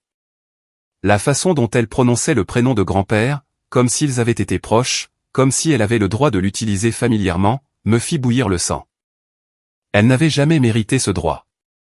Elle n'avait même jamais essayé. Piquet hocha la tête solennellement. Et pendant votre mariage, l'accusé a-t-il déjà discuté avec vous des finances de son grand-père? Tout le temps. Il était obsédé par l'idée que son grand-père était riche. Il parlait des propriétés, des investissements, de ce que tout pourrait valoir un jour. C'était inconfortable, honnêtement. Comme s'il attendait que son grand-père meure. Je sentis Lucas se tendre à côté de moi. C'était une accusation dangereuse, du genre qui pourrait réellement faire des dégâts si un jury y croyait. Mais ce n'était pas un procès avec jury. C'était juste le juge Renaud, et il regardait Mireille avec l'expression de quelqu'un qui écoute un argumentaire de vente pour un appartement en temps partagé. Pas d'autres questions, dit Piquet en s'asseyant avec un sourire satisfait. Maintenant venait la partie amusante. Lucas se leva, prit son temps pour se diriger vers le pupitre, et sourit agréablement à Mireille. Elle lui rendit son sourire, pensant probablement qu'elle avait réussi sa performance et que ce n'était qu'une formalité. Madame Dubois, commença Lucas, sa voix amicale et conversationnelle, vous avez témoigné que vous vouliez rendre visite à monsieur Henri Chevalier mais que mon client vous en a empêché. Est-ce exact? Oui, c'est exact. Et vous avez dit que cela s'est produit fréquemment tout au long de vos 5 années de mariage. Oui. Lucas hocha la tête comme si tout cela était parfaitement logique. Donc, pour être clair, vous dites que vous vouliez activement passer du temps avec le grand-père âgé de votre mari, construire une relation avec lui, mais que vous en avez été empêché. Exactement. Intéressant. Lucas ramassa un papier sur sa table. Votre honneur, j'aimerais soumettre la pièce à conviction à. Ça y est. C'était le moment que j'attendais. Lucas se tenait là, tenant la pièce à comme si c'était le Saint Graal, et je pouvais voir la confiance de Mireille commencer à se fissurer un peu. Son sourire était toujours plaqué sur son visage, mais il y avait maintenant quelque chose dans ses yeux, une petite lueur d'incertitude, comme si elle se souvenait soudainement que les actions ont des conséquences et que les mensonges laissent des traces. Madame Dubois, poursuivit Lucas sur ce même ton agréable et conversationnel qui rendait tout ce qu'il disait encore plus dévastateur, avant d'en venir à cette pièce, je voudrais juste clarifier quelque chose. Vous avez dit que vous étiez avec monsieur Tristan Durand depuis vos cours de fitness. Quand exactement avez-vous commencé à suivre ces cours? Mireille cligna des yeux, ne s'attendant manifestement pas à cette question. Je ne suis pas sûr de la date exacte. Laissez-moi vous aider à vous souvenir. Selon vos propres publications Instagram, qui sont publiques d'ailleurs, vous avez posté votre première photo au club d'Elite Fitness Paris le 15 mars, il y a 4 ans. Cela vous semble-t-il correct? Je suppose que oui. Oui. Et vous avez demandé le divorce de mon client le 22 juillet, il y a 3 ans. C'est bien ça? Oui. Donc, cela fait environ 16 mois entre le moment où vous avez rencontré monsieur Durand et celui où vous avez quitté mon client. Cette chronologie vous semble-t-elle exacte? On pouvait voir le calcul se faire derrière ses yeux, l'avoir essayé de comprendre où cela menait et à quel point ça allait être mauvais. Je suppose, mais je ne vois pas ce que ça a à voir. Nous y viendrons, dit Lucas doucement. Maintenant, vous avez témoigné que vous vouliez rendre visite à monsieur Henri Chevalier, mais que mon client vous en a empêché. Je tiens ici une copie des échanges de SMS entre vous et monsieur Marc Chevalier. Ils proviennent de vos relevés téléphoniques, que nous avons pu obtenir par assignation. Puis-je m'approcher, votre honneur? Le juge Renaud hocha la tête, et Lucas remit des copies au juge, à Piquet, et en garda une pour lui. J'ai vu le visage de Mireille passer du aller au pâle en environ 3 secondes. Elle savait ce qu'il y avait dans ces textes. Elle savait exactement ce qui allait suivre. Laissez-moi en lire quelques-uns à voix haute, si vous me le permettez, dit Lucas. Celui-ci date du 10 septembre, il y a 6 ans. Mon client vous envoie un SMS, grand-père a demandé si tu voulais venir dîner dimanche. Il dit qu'il fait les meilleures lasagnes de Paris et veut te le prouver. Votre réponse, je peux pas chérie, je vais chez le coiffeur. Dis-lui que ce sera pour une autre fois. Mireille s'agita sur son siège. J'étais occupé ce jour-là. Oh, nous en avons d'autres, l'interrompit joyeusement Lucas. 3 octobre, même année. Mon client, dîner d'anniversaire de grand-père ce dimanche à 18h. Ça lui ferait vraiment plaisir que tu viennes. Votre réponse, les dîners d'anniversaire sont si ennuyeux. On ne peut pas juste envoyer une carte? Quelques personnes dans l'assistance sur un hockey de surprise. Même Tristan avait l'air mal à l'aise, ce qui était impressionnant car je ne pensais pas qu'il avait la capacité émotionnelle de ressentir de la gêne par procuration. Lucas tourna une page. 20 novembre. Mon client, Noël chez grand-père. Il a vraiment hâte de te rencontrer. Votre réponse, on est obligé? Je me suis déjà engagé pour le truc de ma famille. Ces SMS sont sortis de leur contexte, dit Mireille, sa voix s'élevant légèrement. Vous ne pouvez pas juste. Le contexte? Lucas haussa un sourcil. Parlons du contexte alors. Votre honneur, j'ai ici un relevé complet de chaque invitation que mon client a adressée à Madame Dubois pendant leurs 5 années de mariage. Au total, il l'a invitée à 53 dîners du dimanche, 7 fêtes, 4 anniversaires et une visite à l'hôpital lorsque Monsieur Chevalier avait une pneumonie. Elle a assisté à 3 dîners du dimanche, dont 2 étaient des fêtes obligatoires, et à 0 de tout le reste. Le juge Renaud lisait les SMS, et son expression était passée de neutre à quelque chose qui ressemblait à une irritation à peine contenue. Madame Dubois, ces messages semblent contredire directement votre témoignage précédent. Je peux expliquer, commença Mireille, mais Lucas n'avait pas fini. En fait, votre honneur, ça s'améliore. Ou ça s'aggrave, selon votre point de vue. Puis-je présenter la pièce à conviction B? Oh là là, c'était le meilleur moment. Lucas sortit une pile d'impressions qui semblaient provenir des réseaux sociaux, et je savais exactement ce que c'était parce que je l'avais aidé à les compiler, chaque publication Instagram, chaque enregistrement Facebook et chaque mise à jour Twitter que Mireille avait faite pendant les moments où elle prétendait être trop occupée ou trop fatiguée pour rendre visite à grand-père. Ceci date du même jour que ce SMS du 10 septembre, dit Lucas en brandissant une impression. Le jour où Madame Dubois a dit qu'elle ne pouvait pas venir dîner parce qu'elle allait chez le coiffeur. Voici sa publication Instagram de ce soir-là, soirée entre filles chez KDA. Les meilleurs cocktails de la ville, avec une photo d'elle dans un bar avec 6 amis. Horodatage, 19h45. L'avocat de Mireille sursauta. Objection. C'est. Qu'est-ce que c'est? Du harcèlement sur les réseaux sociaux? Ce sont des informations accessibles au public, dit Lucas calmement. Madame Dubois a choisi de publier ses photos publiquement. Je fournis simplement des preuves qui contredisent son témoignage. Rejeté, dit le juge Renaud, et il semblait réellement intéressé maintenant. Continuez, maître Royer. Lucas passa en revue publication après publication, chacune plus accablante que la précédente. La fois où elle avait dit qu'elle avait une migraine mais avait posté des photos d'une dégustation de vin. La fois où elle prétendait travailler sur un projet important mais s'était enregistrée dans un spa pour une journée complète de soins. Le Noël qu'elle avait manqué à cause du « truc de sa famille », qui s'est avéré être un week-end à Miami avec Tristan. Oui, celui-là a fait sourciller quelques personnes. Et voici mon préféré, dit Lucas en brandissant une autre impression. Celui-ci date du 12 avril, il y a 2 ans. Mon client a invité Madame Dubois à l'hôpital parce que son grand-père avait une pneumonie et les médecins n'étaient pas sûrs qu'il passerait la nuit. Sa réponse, et je cite, « C'est vraiment triste, mais je ne supporte pas l'ambiance des hôpitaux en ce moment. Transmets-lui mon affection. » Le silence était total dans la salle d'audience.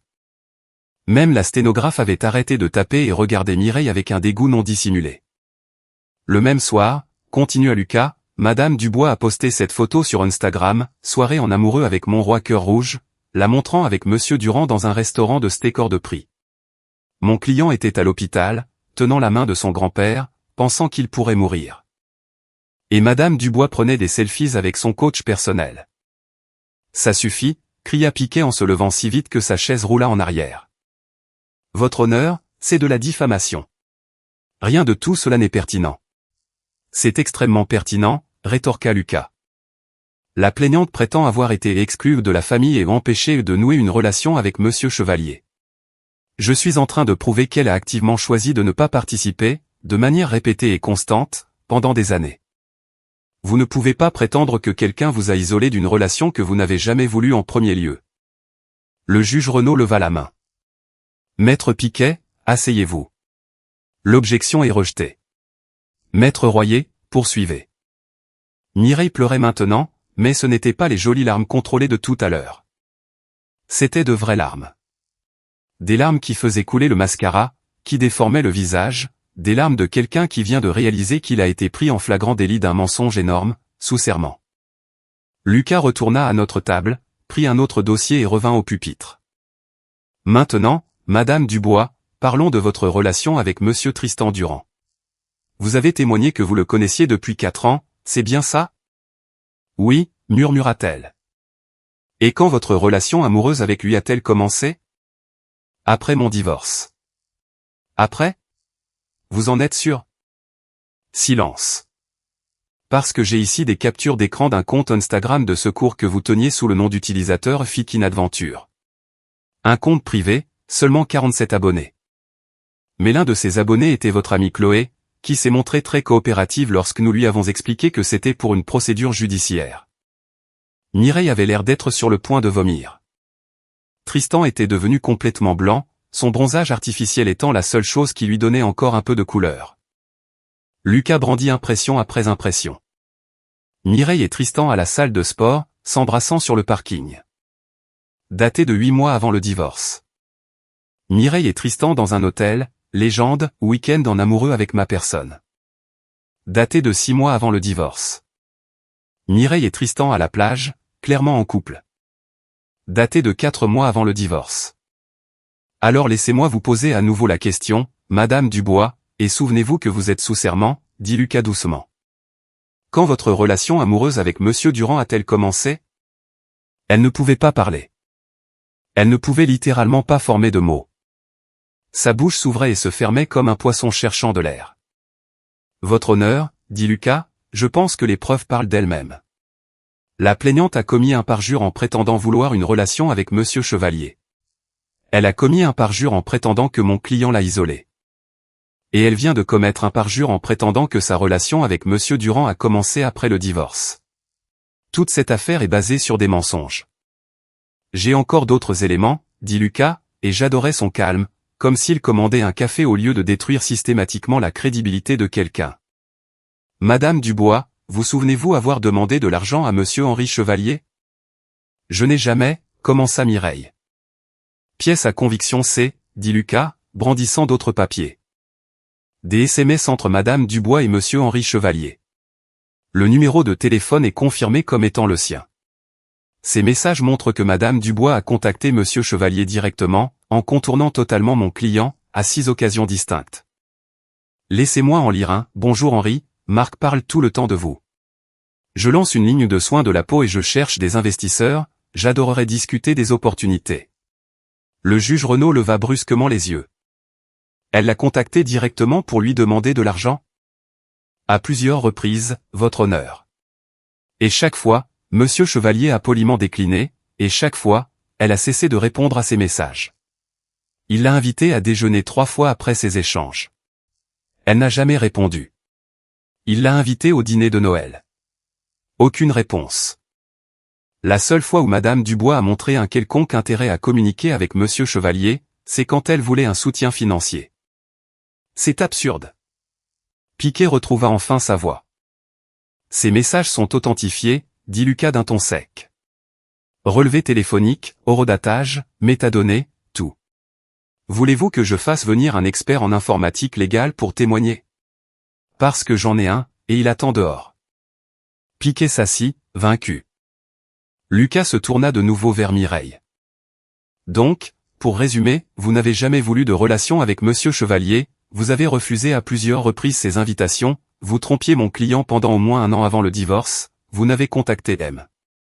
Chevalier que lorsque vous vouliez de l'argent, et vous prétendez maintenant mériter une partie d'un héritage d'un homme que vous n'avez même pas pris la peine de visiter une seule fois quand il était mourant. Est-ce exact? Mireille sanglotait maintenant sans retenue. C'est juste que nous en avons besoin. Ce n'est pas juste que Marc et tout. La vie n'est pas juste, Madame Dubois, dit froidement le juge Renaud. Mais la loi l'est. Et la loi dit que vous n'avez aucun droit sur cette succession. Le juge regarda Piquet avec une expression qui aurait pu geler l'enfer. Maître, y a-t-il autre chose, ou avons-nous fini de perdre le temps de la cour? Piquet se leva faiblement. Non, votre honneur. Bien. Parce que j'ai quelque chose à dire. Après avoir vu Lucas démolir complètement le dossier de Mireille avec l'équivalent juridique d'une bombe nucléaire tactique, le juge Renaud a décrété une suspension de séance de 15 minutes. Je pense qu'il avait besoin de temps pour se ressaisir et trouver comment exprimer professionnellement ce qui se traduisait probablement par « vous vous moquez de moi avec ces bêtises » en langage juridique correct. Mireille est pratiquement sortie en courant de la salle d'audience, suivie par Tristan comme un golden retriever confus qui vient de réaliser que son maître est en fait une personne horrible. Piquet a rassemblé ses papiers avec l'énergie d'un homme qui envisage une retraite anticipée et peut-être une reconversion dans un domaine moins éprouvant, comme employé à la préfecture ou conseiller clientèle pour une compagnie de téléphone. Lucas et moi sommes restés assis. Il prenait des notes, parfaitement calme, pendant que j'essayais de digérer le fait que je venais de voir mon ex-femme commettre un parjure à plusieurs reprises avant de se faire prendre de manière spectaculaire. Ça s'est bien passé, a dit Lucas sans lever les yeux de son bloc-notes. C'était magnifique, ai-je répondu. Je veux dire, je savais que nous avions les preuves, mais vous voir les utiliser. C'était comme regarder un grand chef cuisiner, sauf qu'au lieu de nourriture, vous serviez la justice avec une garniture d'humiliation. Attendez de témoigner, a dit Lucas. C'est là que nous allons vraiment enfoncer le clou. Lorsque nous sommes revenus, l'ambiance dans la salle d'audience avait complètement changé. Mireille avait l'air d'avoir pleuré dans les toilettes, son maquillage était bavé, ses yeux étaient rouges, et elle avait perdu cette confiance artificielle avec laquelle elle était entrée. Tristan avait l'air de sérieusement remettre en question ses choix de vie, ce qu'il aurait dû faire depuis 4 ans, pour être honnête. Piquet avait l'air de vouloir être n'importe où ailleurs sur la planète. Le juge Renaud s'est rassis et a regardé directement Lucas. Maître Royer, la défense souhaite-t-elle appeler des témoins? Oui, votre honneur. La défense appelle Marc Chevalier. C'était le moment. Mon moment de dire la vérité, toute la vérité, et rien que la vérité, ce qui allait être bien plus satisfaisant que je ne l'avais imaginé. Je me suis levé, me suis dirigé vers la barre des témoins, j'ai posé ma main sur le livre saint et j'ai prêté serment. Le même serment que Mireille avait prêté environ 30 minutes plus tôt avant de mentir effrontément. La différence, c'est que je le pensais vraiment. Lucas a commencé par les bases. Monsieur Chevalier, pouvez-vous parler à la cour de votre relation avec votre grand-père, Henri Chevalier? J'ai pris une profonde inspiration et j'ai regardé directement le juge Renaud. Pas Mireille, pas son avocat, juste le juge qui avait connu grand-père et qui comprendrait ce que j'allais dire. Mon grand-père m'a élevé, ai-je commencé. Mes parents ont divorcé quand j'avais 12 ans, et aucun des deux n'était vraiment assez stable pour être un parent à plein temps. Papa a déménagé dans le sud, maman gérait ses propres problèmes, et grand-père a simplement pris le relais. Il n'était pas obligé. Il avait déjà la soixantaine, était déjà à la retraite, aurait pu jouer au golf ou voyager ou faire ce que font les juges à la retraite. Mais il m'a recueilli, s'est assuré que je faisais mes devoirs, m'a appris à être un être humain décent. Et cette relation a-t-elle continué à l'âge adulte, a demandé Lucas. Chaque semaine. Les dîners du dimanche étaient notre rituel. On jouait aux échecs et il me battait probablement 70% du temps, même à 86 ans. On regardait le match du jour. On parlait de tout, de la politique à la philosophie, en passant par la raison pour laquelle le PSG n'arrive jamais à être constant. C'était mon meilleur ami, honnêtement. La seule personne sur qui je pouvais toujours compter pour me dire la vérité, même quand je ne voulais pas l'entendre. Et avez-vous invité votre ex-femme, Madame Dubois, à ces dîners? Absolument chaque fois. Pendant 5 ans, je l'ai invitée. Chaque dimanche, je disais, grand-père veut qu'on vienne, et elle avait une excuse. Elle était fatiguée. Elle avait des projets. Elle avait mal à la tête. Elle devait travailler sur son entreprise. Après la première année, grand-père a arrêté de demander si elle venait. Il mettait simplement 2 couverts à table au lieu de 3. Est-ce que ça le dérangeait? J'ai fait une pause, me souvenant. Il ne l'a jamais dit à voix haute. Mais oui, je pense que oui. Grand-père était de la vieille école. La famille était tout pour lui. Le fait que ma femme ne se soucie pas assez pour se montrer, ne se soucie pas assez pour même essayer de le connaître. Je pense que ça l'a blessé. Mais il ne s'est jamais plaint. Il l'a juste accepté et est passé à autre chose. Lucas a hoché la tête. Maintenant, Madame Dubois a témoigné que vous l'avez empêché de rendre visite à votre grand-père. Est-ce vrai? Non. C'est un mensonge complet. Je l'ai supplié de venir. Je lui ai dit à quel point cela signifierait pour lui, à quel point cela signifierait pour moi. Elle s'en fichait, tout simplement. Et honnêtement, après un certain temps, j'ai arrêté d'insister parce que j'ai réalisé que grand-père méritait mieux que quelqu'un qui ne venait que par obligation. Avez-vous déjà discuté de la fortune de votre grand-père avec Madame Dubois? C'était important, et je voulais bien faire les choses. Jamais de la manière qu'elle a décrite. Oui, je savais que grand-père avait de l'argent. Il possédait des propriétés, il avait réussi. Ce n'était pas un secret. Mais je ne me suis jamais assis pour calculer ce que je pourrais hériter un jour. C'est dégoûtant. L'idée ne m'a même jamais traversé l'esprit parce que je ne passais pas de temps avec lui pour son argent. Je passais du temps avec lui parce que je l'aimais. J'ai vu Mireille baisser les yeux sur ses mains. Bien. Elle devrait avoir honte. Quand avez-vous appris l'étendue réelle de la succession de votre grand-père, a demandé Lucas. À la lecture de son testament, environ 3 heures après ses funérailles.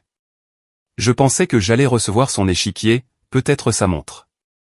Quand l'avocat m'a dit que j'héritais de 30 millions d'euros, j'ai littéralement pensé que c'était une erreur. Je lui ai demandé de le répéter 3 fois parce que je n'arrivais pas à y croire. Et quelle a été votre réaction?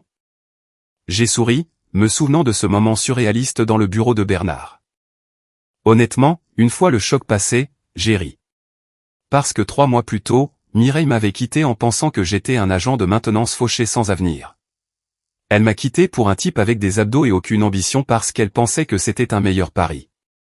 Et puis grand-père m'a tout légué, et j'ai réalisé que l'univers avait le sens de l'humour, après tout. Quelques personnes dans le public ont ri. Même le juge Renaud a esquissé un petit sourire. Votre grand-père avait-il une relation quelconque avec Madame Dubois, a demandé Lucas. Il a essayé. Après les SMS qu'elle lui a envoyés pour lui demander de l'argent ce que, d'ailleurs, j'ignorais jusqu'à ce que nous obtenions les relevés téléphoniques pour cette affaire, il l'a invitée à déjeuner à 3 reprises. Elle n'a jamais répondu.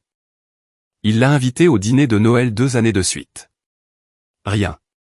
La seule fois où elle l'a contacté, c'est quand elle voulait qu'il investisse dans sa ligne de soins de la peau, qui, j'en suis presque sûr, n'a jamais existé au-delà de quelques tableaux Pinterest et de vœux pieux.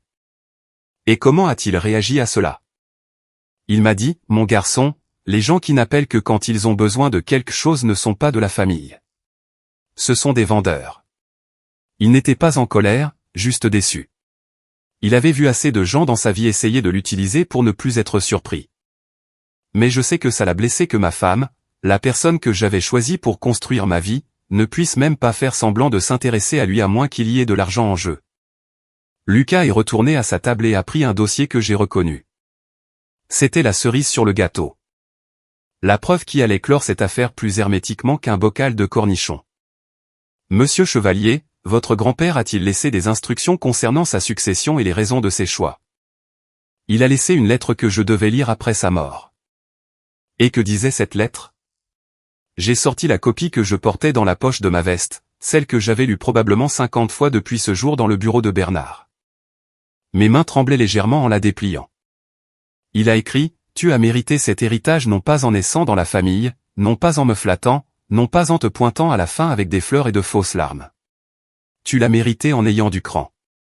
Tu es venu tous les dimanches pendant 20 ans, même quand tu avais mieux à faire.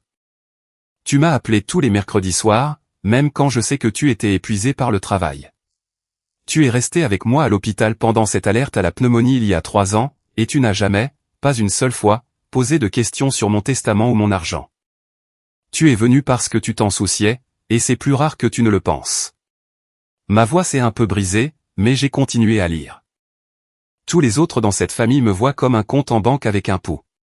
Toi, tu me voyais comme Henri. Ça vaut plus que tout l'argent que j'ai gagné dans toute ma vie. Alors, voici ton héritage.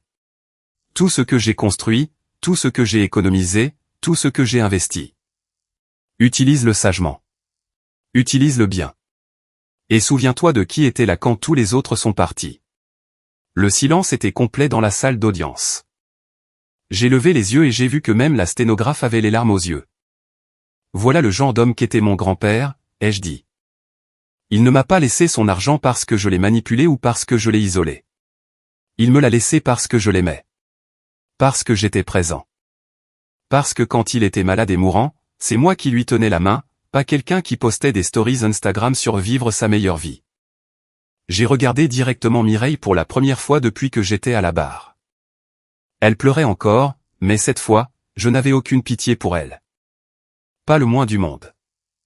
Elle a eu 5 ans pour le connaître, ai-je dit. 5 ans pour faire partie de notre famille. 5 ans pour venir au dîner du dimanche, ou l'appeler pour son anniversaire, ou juste demander comment il allait. Elle a choisi de ne pas le faire. Et maintenant, elle est en colère de ne pas pouvoir profiter d'une relation qu'elle n'a jamais voulu. Ce n'est pas comme ça que fonctionne l'héritage. Ce n'est pas comme ça que fonctionne la famille. Ce n'est pas comme ça que quoi que ce soit fonctionne. Lucas a laissé cela en suspens un moment avant de poser sa dernière question. Si vous pouviez dire quelque chose à votre grand-père maintenant, que serait-ce? J'ai souri, pensant à tous ces dîners du dimanche, à toutes ces parties d'échecs, à toutes ces conversations. Je lui dirais merci. Merci de m'avoir appris que l'intégrité compte plus que l'argent. Merci de m'avoir montré ce qu'est une vraie famille. Merci de m'avoir aimé même quand je prenais des décisions stupides, comme épouser quelqu'un qui ne méritait pas de te connaître. Et merci d'avoir été assez sage pour laisser ta fortune à quelqu'un qui t'aimait pour qui tu étais, pas pour ce que tu avais. Pas d'autres questions, votre honneur. Piquet s'est levé pour le contre-interrogatoire, mais il n'y mettait clairement plus son cœur. Il a posé quelques questions sans conviction pour savoir si j'étais au courant de la planification successorale, si grand-père avait déjà semblé confus ou facilement influençable, si je l'avais pressé de quelque manière que ce soit. J'ai répondu honnêtement, non, non, et absolument pas. Après environ 5 minutes à ne mener nulle part, Piquet s'est rassis, l'air vaincu. Le juge Renaud s'est adossé à son fauteuil, a enlevé ses lunettes et s'est frotté les yeux comme s'il venait d'assister à quelque chose qui l'avait physiquement épuisé. Quand il a relevé les yeux, son expression était un mélange de déception et de dégoût. Je connaissais Henri Chevalier, dit le juge doucement. Pas très bien, mais je le connaissais. Nous avons siégé ensemble pendant plusieurs années, et je peux vous dire avec une certitude absolue qu'Henri Chevalier était l'un des hommes les plus vifs d'esprit et les plus perspicaces que j'ai jamais rencontrés. L'idée que quiconque puisse le manipuler pour lui faire quelque chose qu'il ne voulait pas faire est risible. Il regarda Mireille avec une expression qui aurait pu geler de l'azote liquide. Madame Dubois, je suis juge depuis 27 ans. J'ai vu toutes sortes d'affaires, toutes sortes de réclamations, toutes sortes de personnes. Et ceci. C'est l'une des poursuites les plus futiles et les plus infondées que j'ai eu le malheur de présider. Oh, ça allait être savoureux. Le juge Renaud ajusta ses lunettes et se racla la gorge, le genre de son qui signifiait que quelqu'un était sur le point de se faire anéantir de la manière la plus professionnelle possible. Après examen des preuves présentées aujourd'hui, commença-t-il, sa voix portant ce ton particulier d'autorité judiciaire mêlé d'une irritation à peine dissimulée, je conclus que la demande de la plaignante est sans fondement. Les preuves montrent clairement que M. Marc Chevalier a entretenu une relation constante et aimante avec son grand-père pendant des décennies. Les demandeurs, cependant, n'ont manifesté d'intérêt que lorsqu'un gain financier était en jeu. Le visage de Mireille se décomposa. Tristan avait l'air confus, comme s'il essayait encore de comprendre ce que, sans fondement, signifiait. Madame Dubois, votre témoignage a été contredit par vos propres SMS, publications sur les réseaux sociaux et relevés téléphoniques. Vous avez commis un parjure à plusieurs reprises à cette barre. Non seulement votre plainte est rejetée avec préjudice, ce qui signifie que vous ne pouvez pas la redéposer, mais vous serez également responsable du paiement des frais de justice de Monsieur Chevalier, qui, j'imagine, sont substantiels. Piquet essaya de se lever. Votre honneur, si nous pouvions. Asseyez-vous, maître Piquet. Je n'ai pas terminé. 3 semaines après la victoire au tribunal, Madame Henderson, la voisine âgée de grand-père, s'est présentée à ma porte avec une enveloppe jaunie. Henri m'a donné ça il y a des années, dit-elle doucement. Il m'a dit de vous la donner quand le moment serait venu. Je pense que c'est le moment. À l'intérieur se trouvaient des lettres que grand-père avait écrites mais jamais envoyées. Mes mains tremblaient en lisant son écriture élégante. Marc, si jamais elle essaie de revenir, souviens-toi que le pardon ne signifie pas la stupidité. Tu peux pardonner à quelqu'un et quand même le garder hors de ta vie. Une autre disait, aimer, c'est être présent. Tu l'as été. Elle ne l'a pas été. C'est tout ce qui compte. J'ai encadré cette deuxième lettre et je l'ai accrochée au-dessus de mon bureau dans mon nouveau cabinet. Oui, j'ai finalement déménagé de ce studio. J'ai pris les conseils de grand-père au sérieux, j'ai investi judicieusement, j'ai fait un don important à des bourses d'études pour les anciens combattants en son nom, et j'ai créé mon propre cabinet d'avocats. Je l'ai appelé « Chevalier Esprit ». La partie « Esprit » était intentionnelle, et grand-père aurait adoré.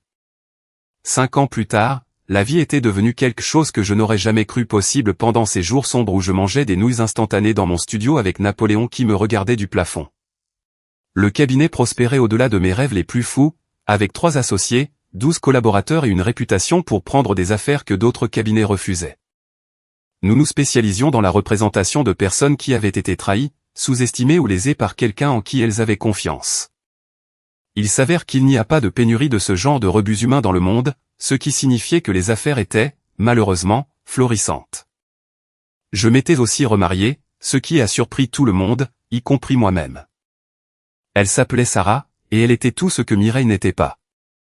C'était une professeure de lettres au lycée qui conduisait une voiture raisonnable, préparait ses propres déjeuners et pensait que, manifester l'abondance, se faisait en travaillant dur et en étant une personne décente. Notre premier rendez-vous a eu lieu dans un bistrot, et quand l'addition est arrivée, elle a insisté pour partager. J'ai su à ce moment-là que j'allais l'épouser.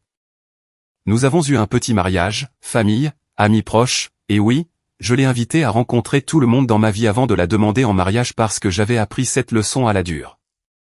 Elle s'entendait avec tout le monde parce qu'elle était authentique, gentille et se présentait réellement quand elle disait qu'elle le ferait. Concept révolutionnaire. Nous vivions dans une belle maison en banlieue, rien de trop tape à accent grave-l'œil parce qu'aucun de nous n'avait besoin de prouver quoi que ce soit à qui que ce soit. Nous avions un chien nommé Chester qui était bête comme ses pieds mais avait plus de loyauté dans son corps poilu que Mireille dans toute son existence. La vie était belle. Mieux que belle.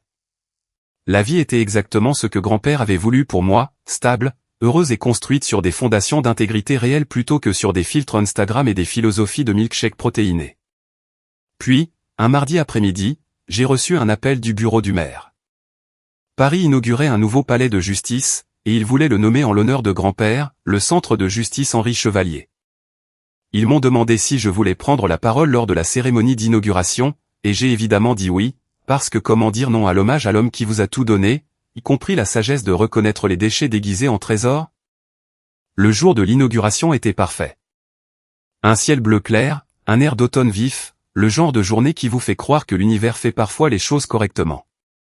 Le nouveau palais de justice était magnifique, tout en verre et en acier et d'architecture moderne, avec le nom de grand-père gravé dans la pierre au-dessus de l'entrée. Dans le hall principal était accroché un immense portrait de lui dans sa robe de juge, exactement tel que je me souvenais de lui, intelligent, digne, et avec juste une pointe d'amusement dans les yeux, comme s'il savait quelque chose que vous ne saviez pas. Des centaines de personnes étaient présentes, juges, avocats, politiciens, anciens greffiers, des gens dont grand-père avait touché la vie au cours de ces 8 décennies de grandeur.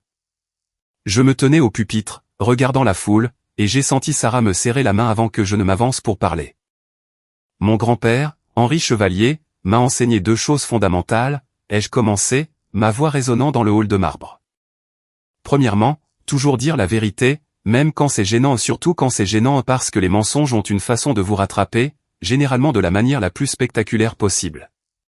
La foule a ri, et j'ai vu plusieurs juges hocher la tête en connaissance de cause. Et deuxièmement, ai-je poursuivi, incapable de résister, ne sortez jamais avec quelqu'un qui utilise le hashtag femme d'affaires sans ironie. C'est chercher les ennuis.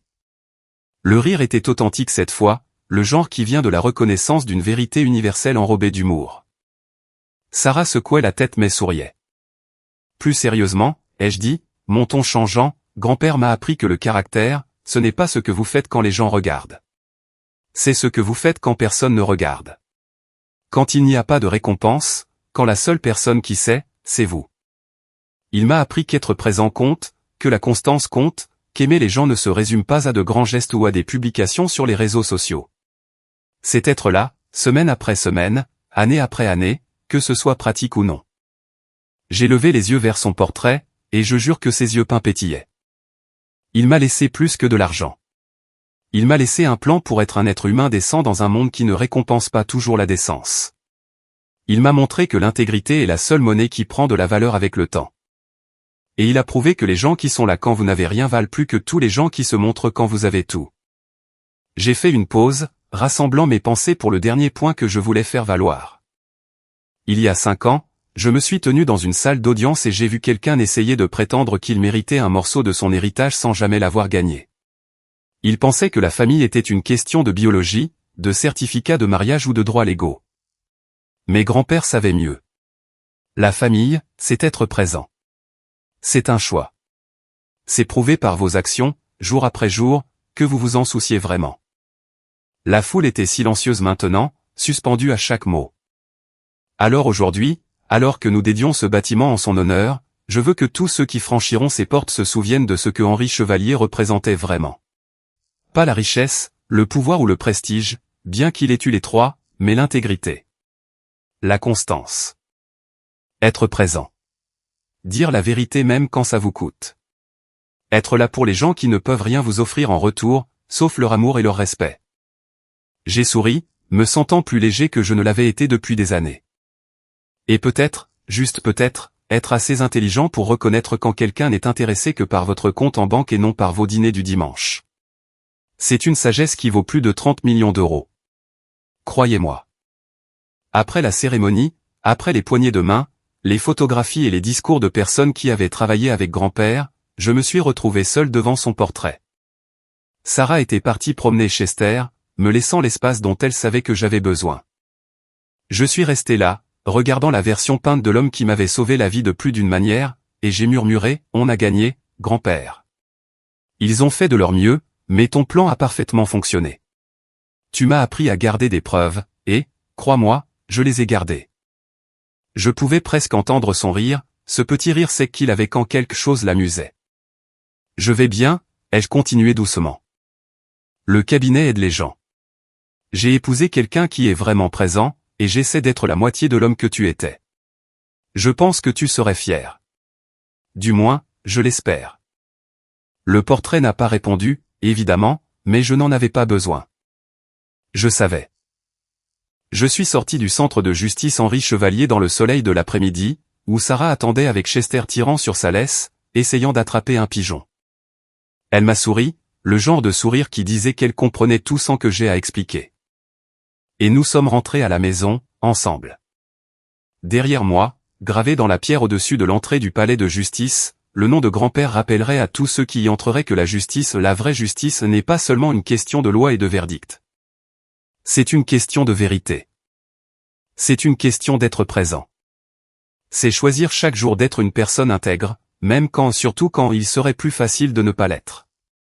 L'amour se manifeste, la cupidité se dévoile, et parfois, le karma porte une robe et un marteau. Grand-père aurait adoré ça. Qu'avez-vous pensé de cette histoire? Partagez vos réflexions dans les commentaires, aimez la vidéo si elle vous a plu et n'oubliez pas de vous abonner pour ne manquer aucun de nos prochains récits.